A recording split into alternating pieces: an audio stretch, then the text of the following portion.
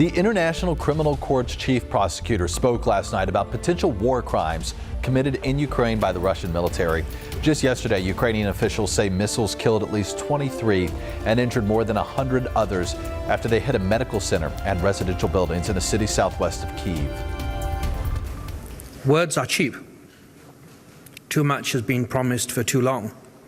And I think today, from many vantage points, represents a realization that we as lawyers and investigators need to take the law off the page and put it into action. The Associated Press and PBS Frontline, which are working together to track incidents in Ukraine, have tallied 338 potential war crimes so far.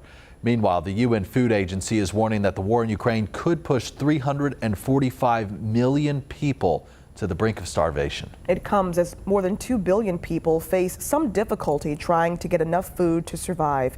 Let's connect the dots. Right now, Russia is blocking seaports in Ukraine, choking off the country's supply of grain to the rest of the world. Ukraine is considered one of the breadbaskets of the world, producing food exported to North Africa, the Middle East, and China. Before the war, Ukraine and Russia accounted for almost a third of the world's wheat and barley and half of its sunflower oil.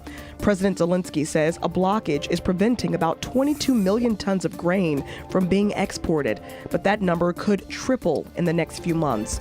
The European Union is working to open alternate routes for shipping food overseas, but it would risk a wider confrontation with Russia.